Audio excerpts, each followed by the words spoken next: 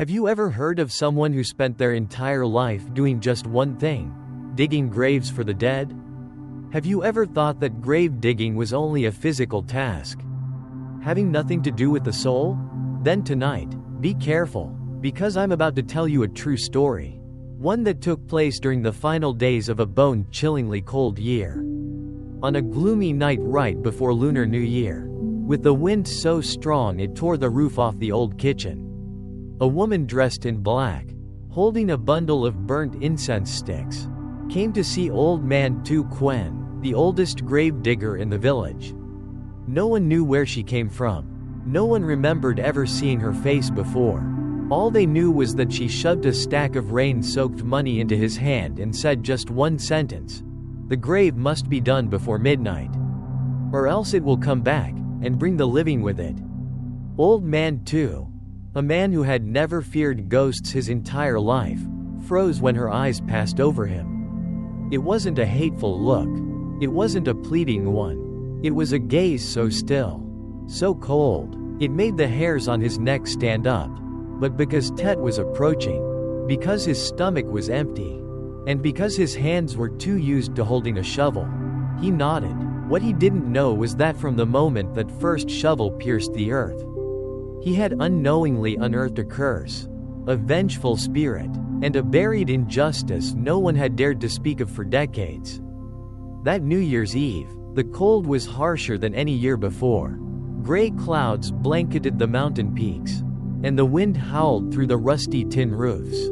The old kapok tree in front of the village temple had shed all its leaves, its bark covered in scratches like it had been clawed at by something unseen.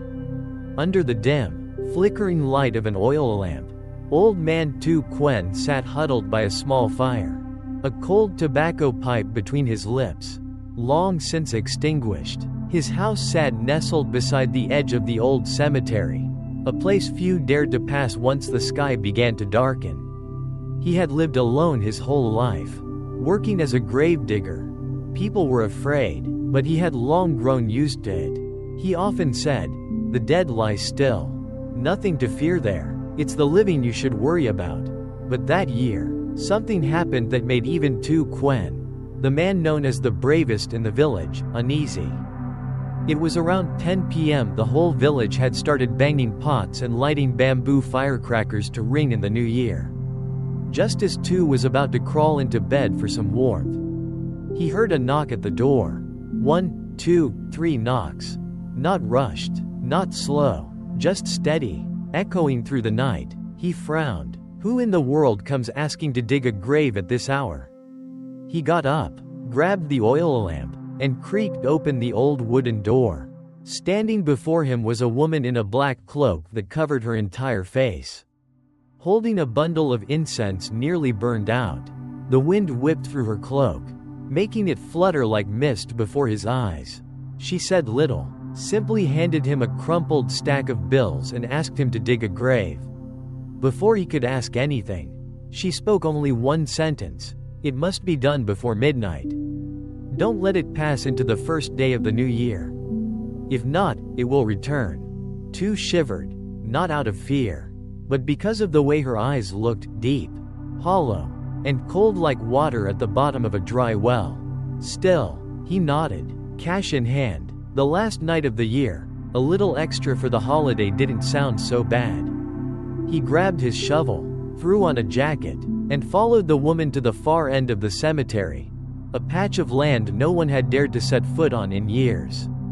Along the way, she didn't say another word. Her footsteps were so light they didn't make a sound against the gravel.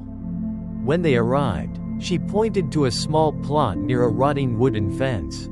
"Here, dig 3 meters deep, no mistakes." Then she turned and left, her dark silhouette fading into the night like she had never been there.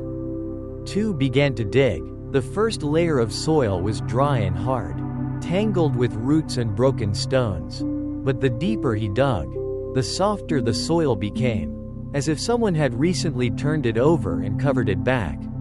Sweat trickled down his forehead, even though the air was still biting cold. His old wristwatch showed 11:15. He dug faster. Then, Just as his shovel hit the last layer of soil, he heard a clunk, not a rock, not a root, but something hollow and hard. He crouched down and brushed the dirt aside. A piece of moldy, rotting wood appeared. A chill ran down his spine. This wasn't just any piece of wood. It looked like a coffin lid. He stopped, glancing around. The cemetery was silent. No barking dogs, no firecrackers, no clanging pots welcoming the new year. The whole world had gone still. He was about to put down his shovel when a violent gust of wind blew through, kicking up dust in all directions. For a split second, he saw a white shadow flash behind him. He turned quickly, nothing. He shook his head and let out a long breath.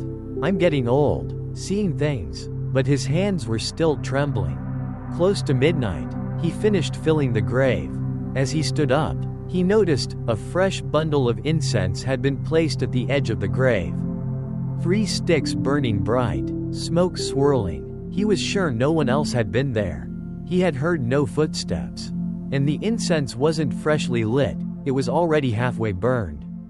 Hands shaking, he picked up the incense. That's when he saw, right at his feet, a sheet of yellow paper. The kind used to write names of the dead for burning. But this one had only a single sentence written in black ink. Thank you for digging the grave on time. 2 stood frozen. That New Year's Eve, he returned home without daring to turn off the light. He didn't lock the door.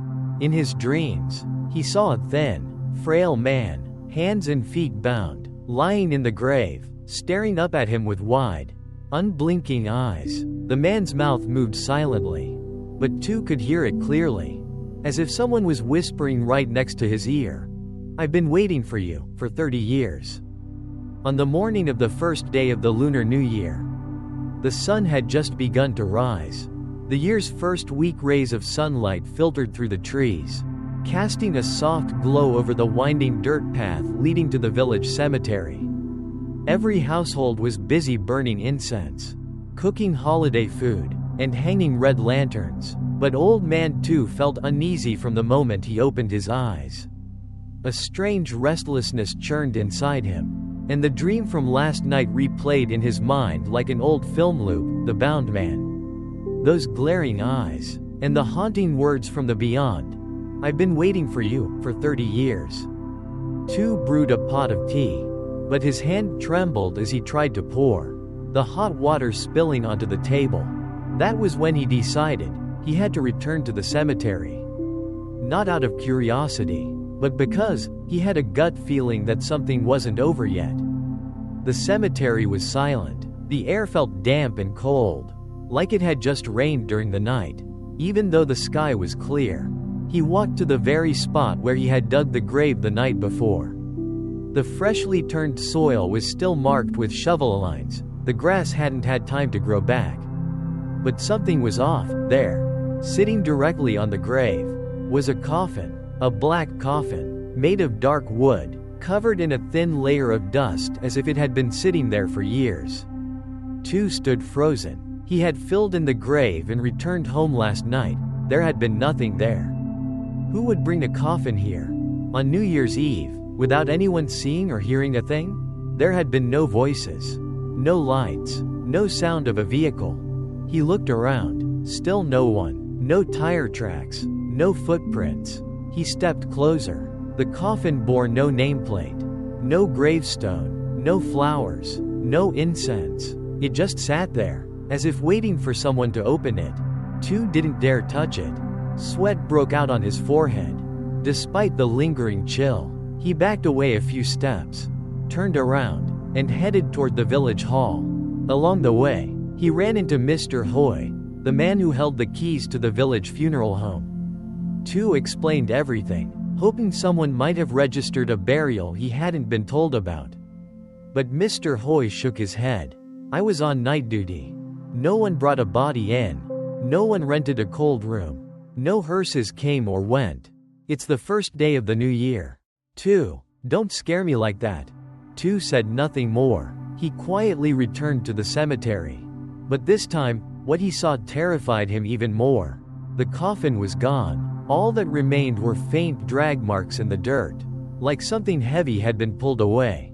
He didn't stay a second longer. Once home, he locked the door, lit 3 sticks of incense, and placed them on the altar.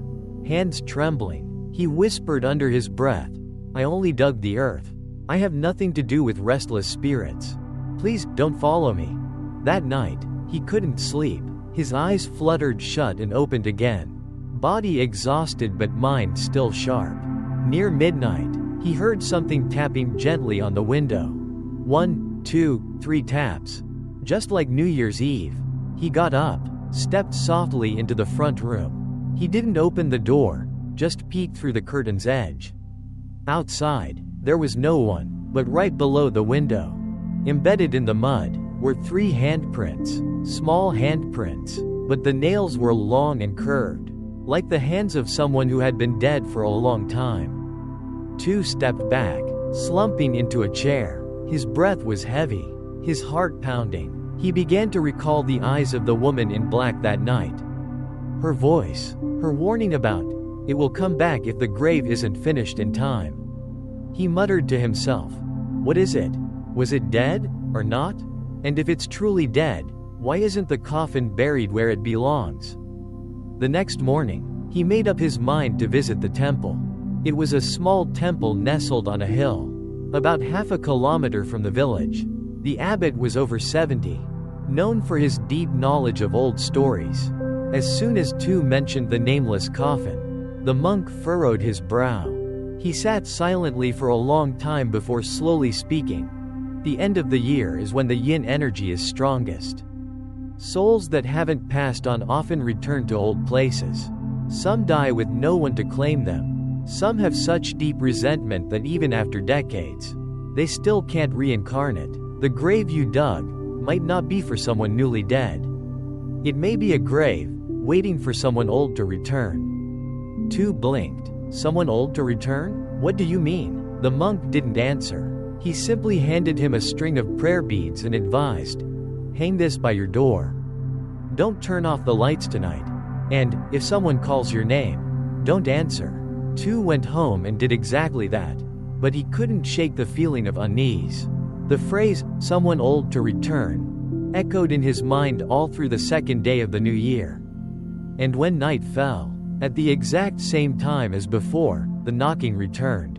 On the 3rd day of the Lunar New Year, the sun rose early, but its warmth never came. The sky was clear, yet Old Man Tu's heart felt heavier than ever. For 3 nights in a row, he had heard knocking at midnight. He didn't dare go out, didn't even dare to look. Each morning, strange traces appeared on the ground. Sometimes it was wet footprints stretching across the porch. Other times, it was handprints smeared along the wall, like someone had tried to climb inside.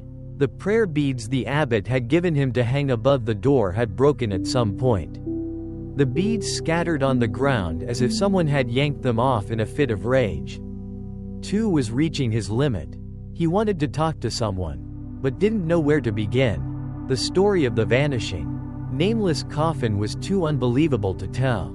Even Mr. Hoy, the funeral caretaker, had started avoiding him whenever they crossed paths. Rumors began to spread. A child in the market once pointed at him and whispered, "Mom, that's the man who dug a grave and got followed by a ghost."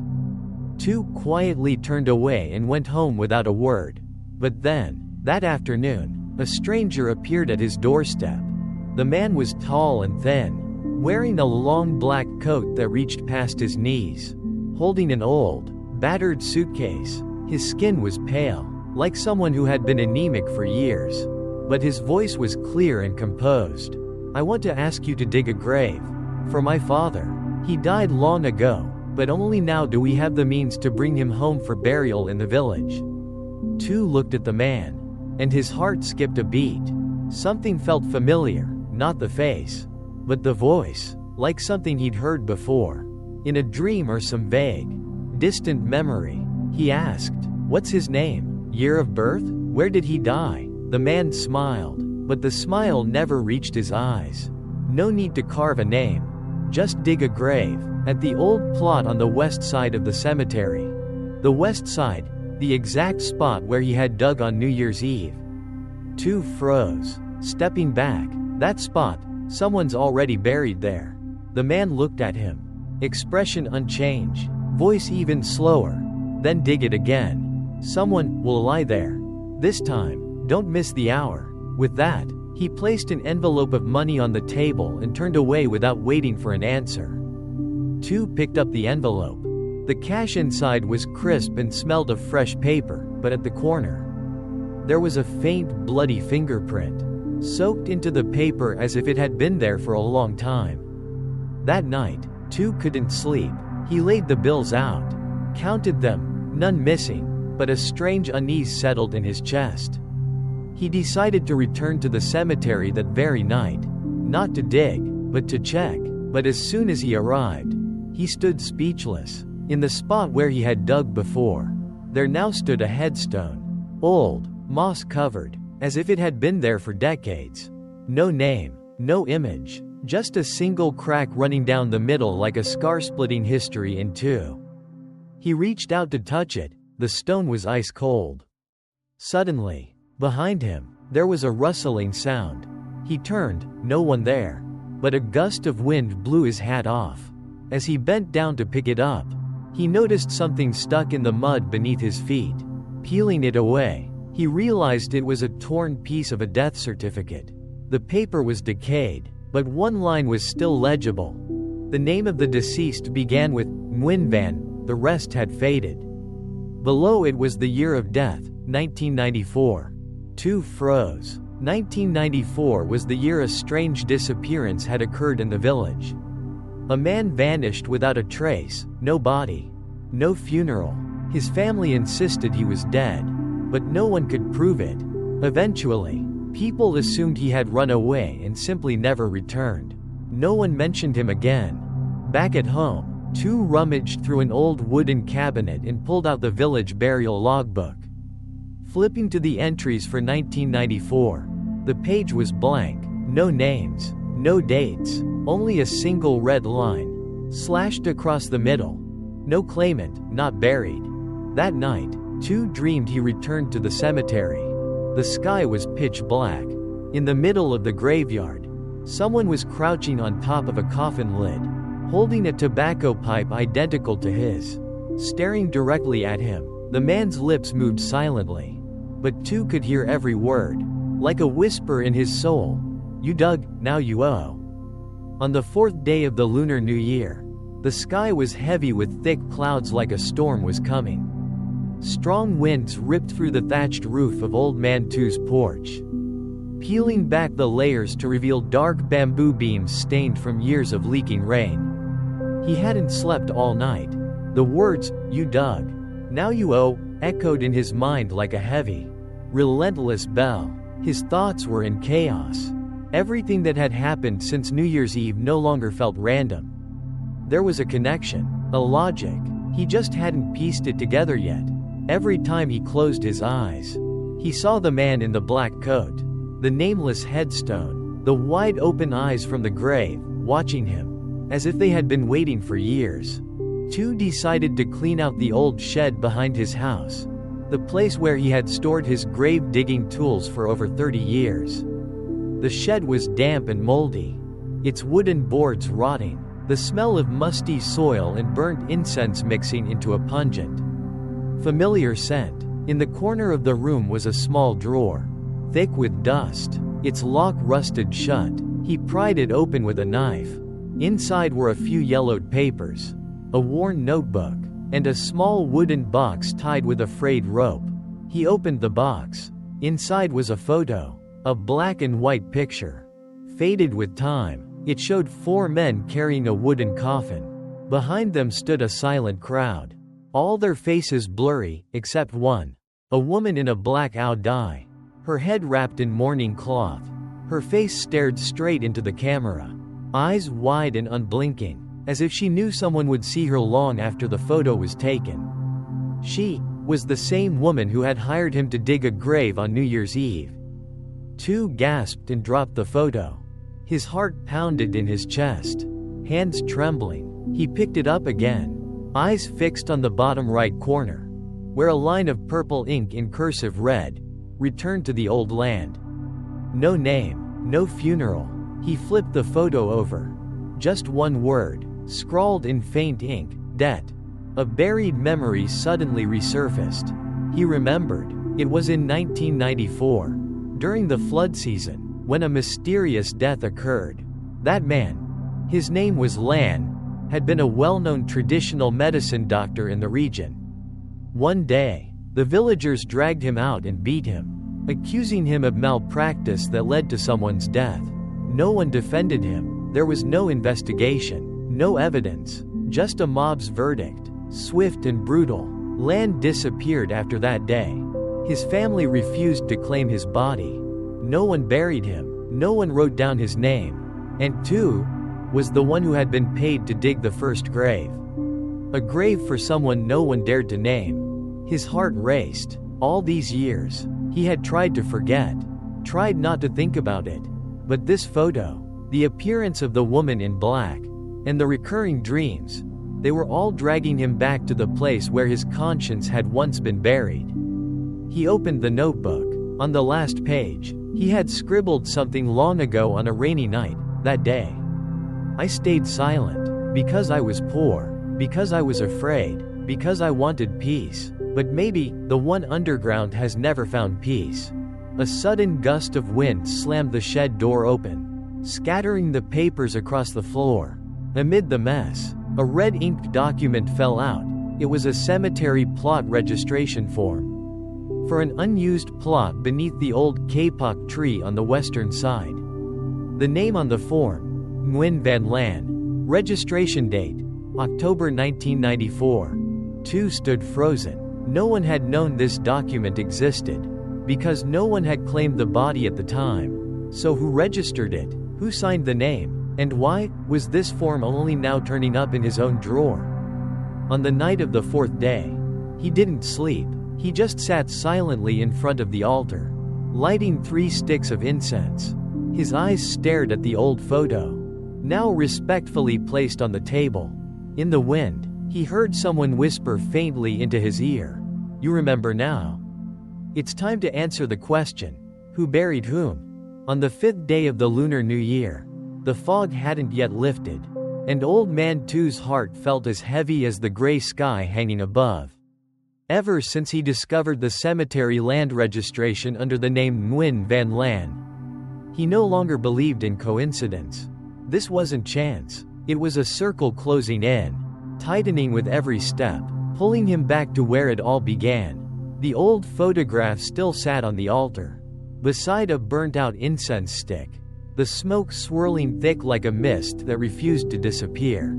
He sat silently for a long time, his eyes fixed on the face of the woman in black in the photo. Her gaze, even captured in faded print, still sent chills down his spine every time he looked. Near noon, Tu went to fetch water from the backyard well and saw 3 fresh incense sticks stuck into the well's stone rim. The sticks were still intact. The ash hadn't fallen, but no one had entered his home. He'd had no visitors. He glanced around, no one in sight. He reached to pull out the incense and toss them away when he heard a whisper rising from the bottom of the well. It was faint, like someone murmuring beneath the water. "You dug, you saw, but you buried in silence." He dropped the incense. The surface of the well suddenly rippled, as if something had just risen and slipped back beneath. The water was clear, but the well's bottom was pitch black, like a void with no end. Tu slammed the wooden cover shut and stumbled back, heart pounding. At this point, he could no longer tell what was real and what wasn't. The toughness he had once been proud of, his experience, his years of digging, could no longer shield a mind unraveling. That afternoon, he went back to the temple. But this time, the abbot didn't receive him. A young monk told him the master had entered silent retreat and wouldn't be seeing visitors for the first 7 days of the new year. Tu stood in the temple courtyard for a long while, watching the 5-colored prayer flags flutter violently in the wind, his ears still echoing the whisper from the well. As he turned to leave, a slip of paper drifted down from the Bodhi tree by the gate, landing right at his feet. He bent down to pick it up. It was an old sheet of scripture, a prayer for the dead. At the very bottom, in brown ink, a handwritten note read, "The dead at peace do not return. The wrongly dead never leave." By the time he got home, dusk had settled. He didn't turn on the lights. He sat in the dark, letting the cold seep through the cracks of the old wooden house. He opened his old notebook, the one where he'd jotted scattered notes throughout his decades of grave digging. Every name, every birth and death date, every burial plot, he had recorded carefully, like preserving pieces of memory for the departed. But now, there was one page he couldn't bring himself to turn to. The page for 1994. The page he had once crossed out, thinking he could bury the truth along with the earth. But now, everything was coming back. He didn't need to open it. The memories were already awake. That year, after Land's death, no one dared to officially confirm. People in the village began whispering strange things. Chickens crowed at night. Children sleepwalked to the cemetery. In homes with the sick, people dreamed of a thin man standing beside their beds, silent, only watching. Some said it was Land's spirit, unable to pass on. Others said it was karma for the entire village staying silent before a wrongful death. But after one rainy season, when the grave collapsed due to flooding, the villagers quietly hired a monk to seal it again. No one mentioned it afterward. And two was the one hired to dig that grave a second time, this time to ensure the body would never be seen again. He used to say, "The dead lie still. It's the living who stir up trouble." But now, he wasn't so sure, because tonight, just as he began to drift into sleep, he heard the sound of digging outside, the scrape of shovels, not just one person, several, metal striking stone, voices murmuring a name, and then, clear as day, a voice right by his ear. "Bóng 2, it's your turn." He jolted upright, but the house was silent. Only his old tobacco pipe lay on the ground, soaked, as if it had just slipped from someone's hand. On the floor, muddy footprints stretched all the way to the door, as if someone had just walked in and vanished into the dark. On the 6th day of the Lunar New Year, the sky brought neither rain nor sun. A dull, ashen gray blanketed the village like a fine layer of dust suspended in the air. Old Man 2 awoke after a night in which he couldn't tell dream from waking. His eyes burned, his body ached, muddy smears still stretched across the floor, from the front door all the way to the edge of his bed. He didn't clean them, didn't touch them, he just sat in silence for a long time. In his mind, tangled fragments of memory were slowly binding into something unnamed, but clearly. It was stirring within him a suffocating, rising dread. Around noon, he took a lantern and went to the cemetery. Not because someone had hired him, not for work, but because he needed to confirm something with his own eyes. The old kapok tree on the western side, near the grave he had once dug, hadn't bloomed its usual red flowers this year. Instead, villagers were whispering about something strange. A new tree had sprouted near the cemetery gate, its body twisted. Leaves tinged greenish-purple, glowing with a fragrant mist. They called it the Bóng tree, a blood willow said to only grow in places where unjust souls had been hanged or buried alive. Two stood at the cemetery gate, eyes fixed on that tree. It was as tall as a grown man, yet had only appeared a few days ago. Its rapid growth was unnatural. Thick leaves drooped down like a curtain blocking the entrance. Deep cracks lined the trunk, oozing thick, dark red sap that ran from the top to the roots, soaking into the soil. The sharp metallic scent in the wind made him dizzy. He raised a hand to cover his nose. At the base of the tree, someone had placed a bundle of incense that was still burning. The wind didn't extinguish the flame. It stayed bright, like a wound refusing to close. Two didn't dare step forward. His feet felt rooted in place. But his eyes couldn't look away from the old wooden sign hanging from the center branch. No burial allowed, unless the name has been called. He took a step back, gripping the oil lantern tightly. Suddenly, a gust of wind blew out the flame. In that flicker of darkness, he heard crying, not a child, not a woman, it was a soft, strangled sob, caught in the throat, rising from deep beneath the earth. Then a hoarse voice, rough and low, emerged from the base of the tree. No one called my name. No one let me truly die. Two collapsed to the ground, gasping for breath. His chest felt like it was being squeezed shut. He was about to turn and flee when he saw someone standing on the edge of the cemetery, the man in the black coat who had hired him to dig on the third day. But this time, the man didn't approach. He simply stood there, raised a hand to point at the Bóng tree, and walked away. Two tried to call out, but his mouth wouldn't move. By the time he dragged himself back to the gate, the man was gone. Only one thing remained, a single footprint in the red soil. The line between the living and the dead no longer seemed clear. That evening, he returned home and opened the cupboard to dig through his old papers. Among the decaying pages, he found a small hand-drawn map of the cemetery, something he had once made to mark burial plots by year. With a red pen, he circled the spot where the Bóng tree had grown, then traced the surrounding locations. One detail made his heart sink. The tree stood exactly between two nameless graves, both buried in the same month of 1994. One was a drowned body, fished out of the river and never claimed. The other was Land's grave, the wrongly accused medicine man. On the night of the sixth day, two sat silently at his altar, lighting a single stick of incense. The house was still. No wind, no insects, not even darkness.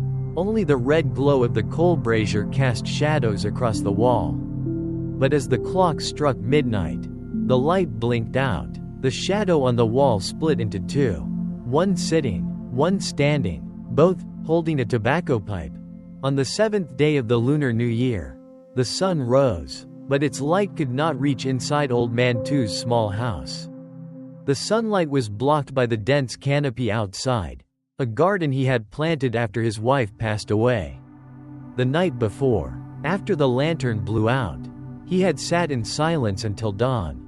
The second shadow, the one standing behind him, also holding a tobacco pipe, was no longer there. But he knew it hadn't left. It was only waiting. He could no longer keep his composure like on previous nights. Something inside him, part fear, part guilt, had begun to swell. He didn't remember how many cigarettes he smoked that morning.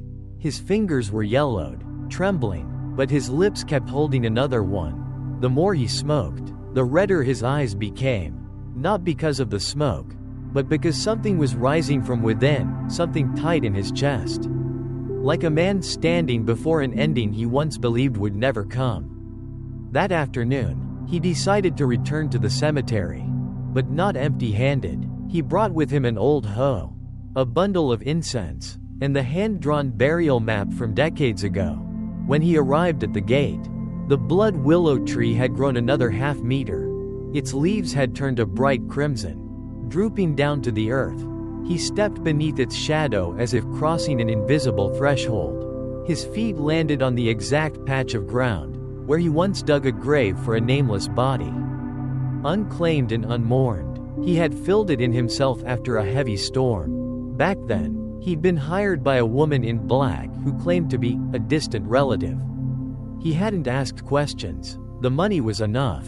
The grave was deep. He dug. He filled. That was all. Now, standing on that same spot, he realized that grave was never meant to have a headstone. Not because someone forgot, but because the person buried there was never allowed to have a name. Their death had no funeral, no tears, no farewell, only cold earth and a curse left unspoken. He placed the incense bundle into the ground, hands trembling as he struck a match.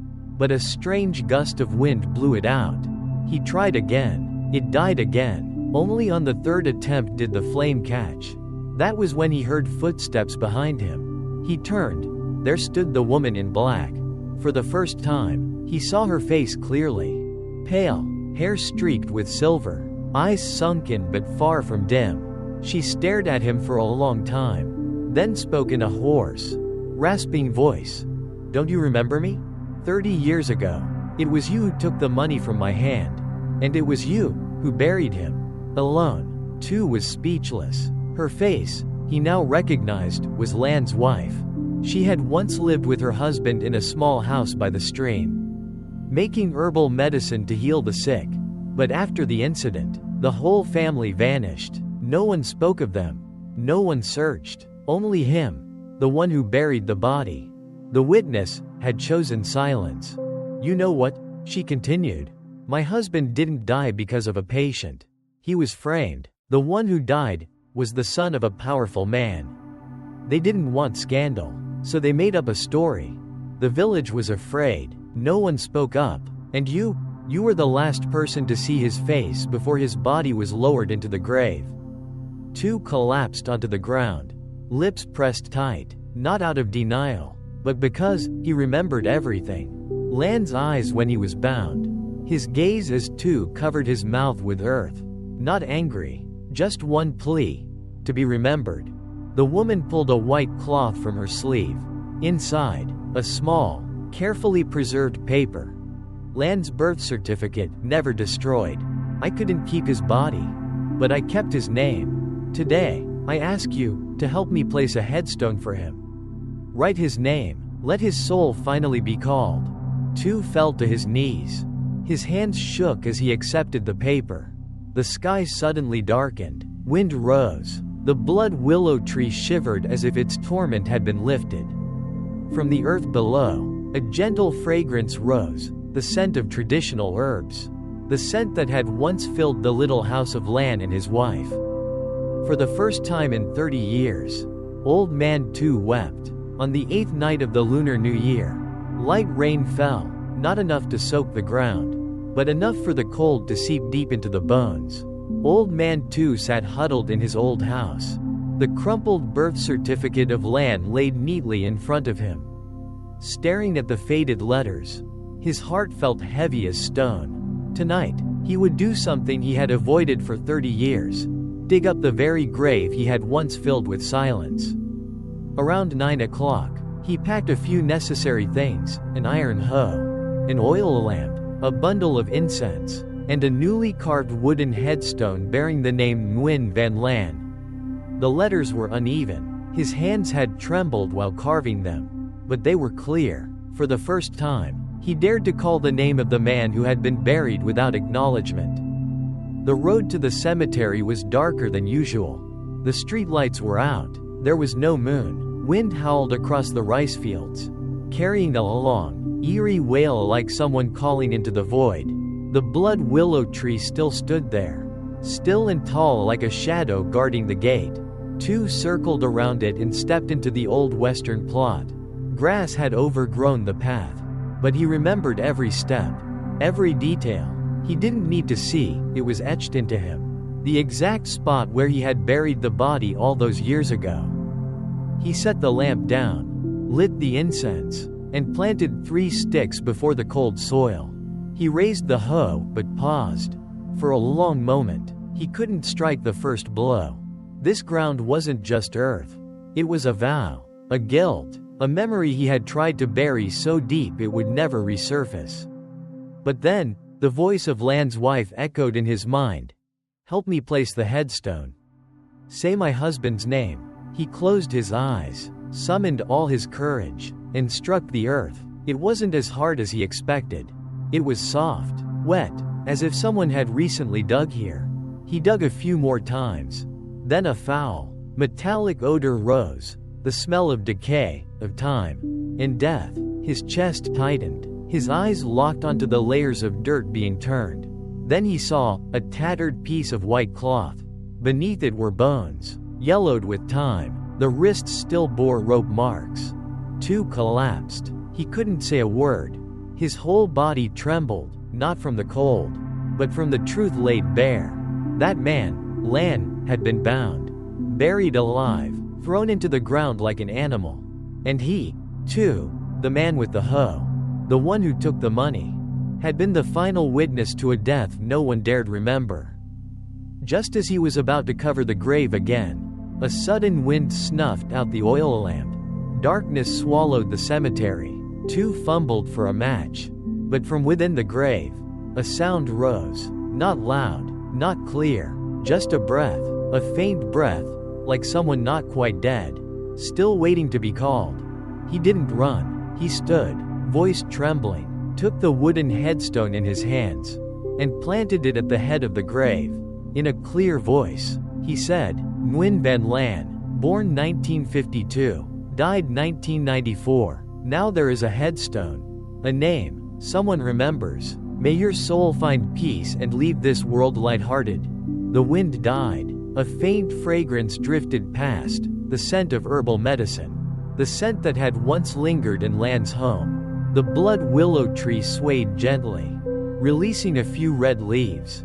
In the sky, lightning flashed behind the clouds, illuminating Tu's silhouette as he stood by the open grave, still clutching the hoe, his head bowed. He filled the grave back with his hands, one scoop at a time, not rushed, not hurried. When it was done, he lit 3 more incense sticks and bowed deeply. As he lifted his head, he saw, at the far end of the cemetery, a man standing, dressed in a long white robe. His hands were no longer bound. His face was neither angry nor sad, just smiling. Then, slowly, he turned away and walked into the mist. Tu bowed again, this time, to say goodbye. On the 9th morning of the Lunar New Year, the sun finally returned, casting a soft, unfamiliar light after days of gloom and haze. Sunlight filtered through thin clouds, gently illuminating the roof of Old Man Tu's house in a way it never had before. Yet the house remained still and quiet, as if the entire space was holding its breath, waiting for something long unspoken to finally be said. Tu sat on the old chair by the window, holding a cup of cold tea. His eyes distant, he no longer felt haunted, no longer ran from the past. After last night, he understood. Silence is a form of complicity, and its price was 30 years of carrying a name that no one was allowed to speak. Tu wheeled out his rusty bicycle and rode straight to the village office. People had gathered in the yard, preparing for the New Year celebration at the communal temple. Children in new clothes ran and played.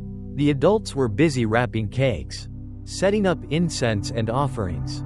When they saw Tu arrive on his bicycle, the entire yard fell silent for a few seconds. Some of the elders exchanged glances. A few turned their faces away. Others whispered quietly, their words unclear. He parked his bike at the gate and slowly walked into the center of the courtyard. No one spoke. He cleared his throat, eyes fixed on the village council. "I have something to say. About Mr. Lan, the herbal doctor this village once forgot." The yard went silent again. Only the wind rustling through the bamboo behind the temple could be heard. Tu didn't wait for permission. He continued, 30 years ago, I was the one who dug his grave. At the time, no one dared claim him. No one dared speak. I didn't either. I was afraid. I was poor. I was blinded by money. But last night, I dug up that grave. I saw his remains. I placed a headstone. I called his name, Nguyen Van Lan. I'm not here to apologize. I'm here to remind you all that he lived. He was a good man. And this village buried him in silence. His face was lined with deep wrinkles, but his eyes shone with a rare clarity. For a long while, no one said a word. Then an old man stood up, Elder Tam, the oldest in the village, his voice trembling. I remember. They came to my house demanding I offer a cleansing ritual, saying Mr. Lan had cursed their son. But there was no investigation, no proof, just accusations nailed to his name. Another voice followed. My mother was once saved by Mr. Lan, but when he died, no one in my family dared go near, afraid we'd be dragged down with him. One by one, voices rose from different corners. Truths, once buried deep under cold soil, were rising. No longer rumors. These were memories, testimonies from those who had once witnessed but chosen silence. That afternoon, the village held a simple memorial service at the cemetery. For the first time in 30 years, a small altar was set beside Mr. Lan's grave. The wooden headstone was still fresh, smelling faintly of raw wood. Two lit 3 sticks of incense and bowed deeply. Behind him, more villagers began to gather. Some brought flowers, others carried wrapped cakes. Even a toddler, too young to understand, followed his mother's lead and bowed politely before the grave. The blood willow tree by the gate stood still. Its leaves had faded from bright red to shades of brown and yellow, quietly falling one by one to the roots below. The familiar scent of herbal medicine drifted in the breeze, light, like the final breath of someone who had smiled in peace before closing their eyes. That night, on the 9th day, two lay in bed and, for the first time, slept through without dreams. In his sleep, he saw Mr. Land standing in a vast field of grass, wearing a white long robe, holding a wooden medicine box. Walking away, his shadow stretched long beneath the soft glow of dusk. He didn't turn back, didn't blame, it was simply time to go. On the morning of the 10th day, the sky remained a pale gray, like the final ashes of the old year hadn't yet settled. But something inside Old Man 2 had changed. For the first time in decades of digging graves, he felt a lightness in his chest, as if he had finally set the shovel down for good. No more dreams, no more shadows, no more cold stares rising from the soil to call him back in the night. He cleaned up his little house, wiped down the altar, and tucked away the wooden box of documents into a locked drawer. Inside were the photo of Lan, the cemetery map, the weathered birth certificate, and the final notebook in which he had carefully written down the names of everyone he had ever buried. Each name, each date, each whispered word before the soil was closed, every one a fragment of karma he had carried. That afternoon, he returned to the cemetery and stood before Lan's grave. He didn't say anything, just stood there for a long time. In his hand was a cup of hot tea, just as he used to bring after completing a burial. He placed the cup on the ground and quietly murmured, "I've repaid it. If you wish to leave, go peacefully. And if you stay, then stay as an old friend." As he walked back, he passed the blood willow tree, now wilted and drooping, but something strange caught his eye. From the base of the tree, a length of red cloth had surfaced, tightly rolled, as if once buried with the dead. Two knelt down and carefully unwrapped it. Inside the cloth was a small decayed pouch, and within it, a red talisman embroidered with golden thread that read, "Forbidden Uncovering," along with a small paper written in Chinese ink, "Seal the mouth, bind the grave, forbid the name to be spoken." Two froze. So that grave, all those years ago, hadn't just been buried in haste, it had been cursed. Someone had wanted Lan not only forgotten, but sealed away, unable to be mourned, unable to pass on, unable to return home. He brought the object back and placed it next to the wooden box. Then wrote one final line in his notebook. "I thought I was a grave digger. But it seems, I was only the one who opened the door to secrets not buried deep enough." That night, he couldn't sleep. In his dream, the blood willow was burning softly, its flames glowing in the dark. A figure stood beneath it, wearing a conical hat, back turned, holding a bundle of burning incense. As two approached, the person turned around, and it wasn't Lan. It was someone else, familiar, the man who had once hired him to dig a grave in 1998. The man smiled, eyes blank white, voice low and raspy. "Do you remember me? I was the last one you buried, but you never wrote my name in the book." Tu woke with a jolt. Drenched in sweat, his hands reached for the notebook. The page for 1998 was completely blank. The next morning, Tu didn't eat breakfast. He didn't make tea. He simply sat still, his old notebook open to the page marked 1998, the only blank page in all his decades of grave digging records. A blank space without words, without ink, yet it stirred a chill in his spine like nothing he had ever felt. The voice from last night's dream still echoed in his head. "I was the last one you buried, but you never wrote my name in the book." He vaguely remembered that year. There had been an accident. On a stormy night, they found a male body washed up on the northern edge of the village fields. No one knew who he was. No ID. His face unrecognizable. The only clues were a red string necklace and a faint tattoo under his arm. One character. Sat. Kill. The body was taken to a temporary morgue, and Mr. Hoy, then still the village chief, had asked Tu to bury it quickly. Since no one came to claim it, back then, Tu didn't ask questions. He didn't record it in the notebook either. Because the person who paid wasn't from the village. It was a stranger in a black raincoat, always keeping his head low. His voice was cold and flat, like well water. He paid in cash and insisted the burial be done as soon as possible. No headstone, no name, no prayers allowed.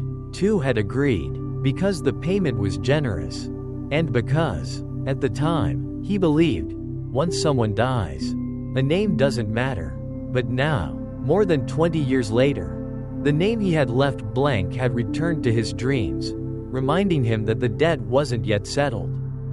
He grabbed his oil lamp, the old hoe, and the cemetery map and stepped out back. His hands trembled slightly.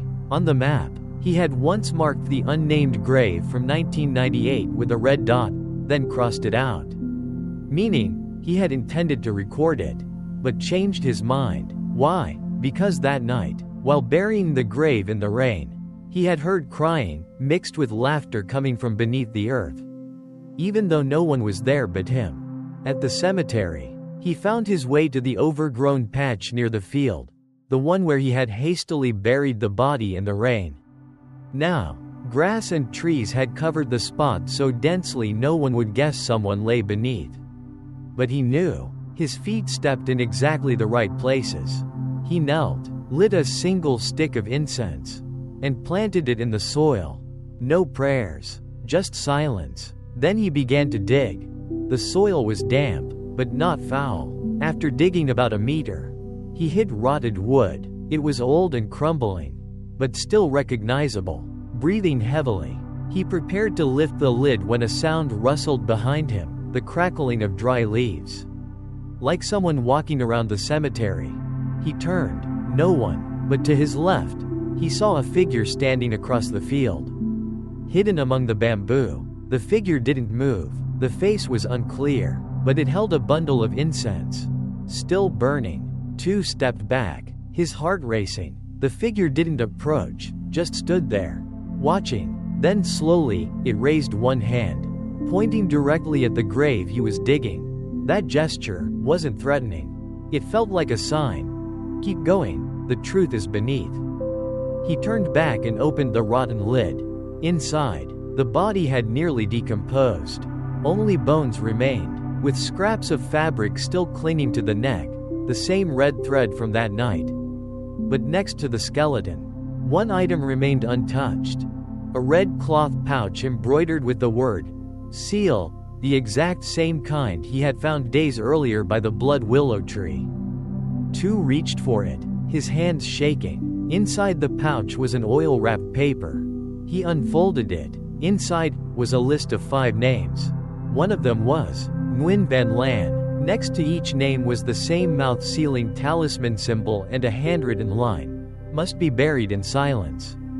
Name not to be spoken. Never allowed to return. He collapsed to the ground, heart aching. The sky above was gray, as if preparing to rain. But in his chest, something had already broken free.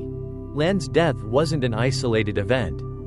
It was part of a chain, a system of silent burials, spiritual sealings, and name erasures, orchestrated by a hidden hand that had loomed over the village for decades. That night, he wrote a new line in his notebook.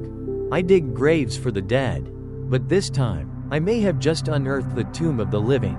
The next morning, the weather turned suddenly cold. Not the kind of cold from rain, but a chill that seemed to rise from the earth itself, as if the cold breath of dozens of nameless graves had stirred at once. Old Man Tu sat under the eaves, holding the piece of paper he had found inside the coffin the night before. The list of 5 names that had been spiritually sealed. Lan's name was in the middle. crossed out with a red slash, as if marked, done. But the remaining 4 names, he didn't recognize. He didn't know who they were, where they had lived, or why they too had been buried without a name. He flipped the paper over. On the back was a strange symbol, like a faded red seal, but still clear enough to make out, a circular talisman with a single word in the center, do. The strokes were sharp and jagged, like they'd been carved with a knife. He had seen that symbol before, a long time ago. In 1997, the largest funeral in the region had taken place at the house of Fan Du, a wealthy and influential man back then. His son had died suddenly, for unknown reasons, and the body had never been shown publicly. But the funeral was grand, complete with a mountain shaman performing rituals for 3 nights straight. On that occasion, 2 had been hired to dig the grave, but he wasn't allowed near the casket. He was only permitted to dig, following instructions from a distance. And strangely, right after that funeral, a man in black had come to hire 2 to bury the unnamed body from 1998, the very same body he had just dug up the night before. Now, all the puzzle pieces began falling into place. 2 flipped through his old notebook and found the page for the 1997 burial. There, in red ink, he had written one single line, no body seen, only the priest, which meant, maybe there hadn't been a death at all, just a sealing ritual. So then, was the real body taken elsewhere? To confirm, he sought out Elder Tam, the only one who had once kept the cemetery land registry from that era. Elder Tam, now nearly blind and hard of hearing, turned pale when 2 mentioned the word, do. His lips trembled as he muttered, "Don't say that name, he's not dead. If he dies, this village won't sleep in peace." 2 pressed him. "Where is Du now? Is he still alive?" Elder Tam only shook his head. The Du family were 3 generations of feng shui masters. They sealed this entire region. That house is abandoned now. But every night, someone still lights incense. That afternoon, 2 went to Du's old house, perched on the eastern hillside. Once part of an old plantation, the house was overgrown with moss. The wooden doors had been mostly eaten by termites, but were still locked. Hanging from the door was a circular talisman, identical to the symbol on the paper, do. 2 didn't break the lock. He just sat on the mossy front steps, lit a bundle of incense, and whispered, "If you're still alive, come out. I'm not afraid of ghosts. But I need to know, who ordered the sealing of my villagers' graves? And why did you kill Alan?" The wind picked up. The door creaked open on rusty hinges with a brittle screech. Inside, a weak shaft of light fell across a wall covered in strange symbols, with smears of dried blood trailing like handprints. On the table in the center were dozens of red cloth talismans, identical to the 2 he had already found. And in the center of the table, there was a small photo frame. The picture inside was of the man who had once hired 2 to dig the grave in 1998. But beneath the photo, a name was written, Fan Du 1948. The final line had been crossed out, but it was clear, there was no death year. After leaving the abandoned house marked with the red seal, 2 returned home with a different feeling. It was no longer just fear, it was urgency. The urgency of someone who had once been part of the chain, now turning back to seek out the souls that had been buried in silence. On his table, he laid out the red talismans in a row, 2 he had dug up from the cemetery. One from the blood willow tree, one retrieved at Du's house. All bore the word, seal, and all carried the faint scent of dried blood, as if they hadn't been released in a very long time. He opened his notebook and redrew the map of all the graves that had been spiritually bound. Strangely, when he connected the red dots, it formed a nearly perfect pentagon, with the old village temple resting squarely at the center. His heart pounded. It became clear now, the entire area had once been configured as a sealing formation, and the man placed at the heart of it was Lan. The next morning, he went to see the abbot at the temple. This time, the master had come out of retreat. When Tu recounted everything, every grave, every talisman, every hidden sign, the monk simply sat in silence, rolling his prayer beads. After a long pause, the monk finally spoke. This formation wasn't just to seal bodies. It sealed mouths. It sealed memory. Lan's death was only the first arrow. The real target was to silence the voice of this entire village. Then who created the formation? The monk placed his palms together, bowed his head, and replied, "That man no longer lives." Tu froze. "He's not alive? But I saw him, with my own eyes. Last night, in that photo." The monk shook his head slowly. "The one you saw is no longer human." That same evening, Tu returned to the cemetery one last time. He brought his notebook, his hoe, the oil lamp, and all 5 talismans. He stood in the center of the pentagram, the spot where the old temple had once stood. Now nothing but overgrown grass waist high.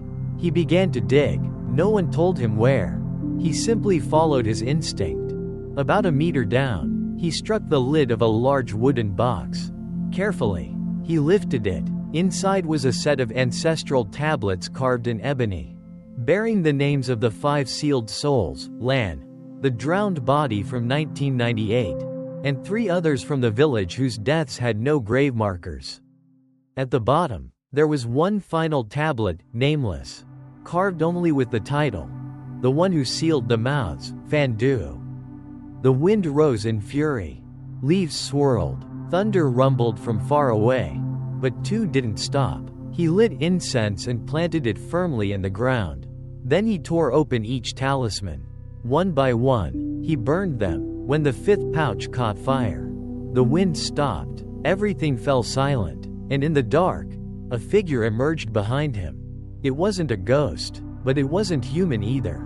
It was Fandu. His face appeared ash gray, eyes white as mist, lips sealed tight, but his hand rose, holding a blood-soaked talisman, the final one yet to be broken. Tu didn't back down. He stepped forward, eyes locked onto the blurred form. His voice rang clear. "You sealed the mouths of others, but for what? Power? Or fear?" Fandu didn't answer. He let out a guttural roar. The cemetery shook. But at that moment, from the 5 corners of the formation, golden light burst forth. Those were the places where the villagers had quietly lit incense all week after the naming of Lan. Fandu staggered. His shadow began to dissolve in the smoke. The final talisman in Tu's hand ignited on its own. Flames burned blue before vanishing into silence. The sky calmed. Tu stood there for a long time, then slowly turned to leave. No hoe, no lantern. He brought nothing back. That night, he sat at his wooden table and wrote one final line in his notebook. "I am no longer a gravedigger. I am the one who calls the dead by name. And this time, I've called out even those who buried the voices of an entire village." And so ends the story that had seemed buried for 30 years. A healer wrongfully killed. A gravedigger who once remained silent. A formation designed to bind both spirits and memory to the earth. But in the end, the names of the forgotten were spoken once more, not in anger, but to set them free. Not for vengeance, but to bring them home. Old Man Tu, the last gravedigger, did not die with guilt in his heart, but lay down in peace as the one who dared face the dark and light a flame. If you're watching this on a quiet night, please light a stick of incense for those who were once buried without names. Because sometimes, remembrance alone is enough to make a wandering soul smile from the cold earth below. Thank you for staying until the end. If you found this story meaningful, please like and subscribe for more spiritual journeys to come. And always remember, darkness is only frightening when we turn our backs to it.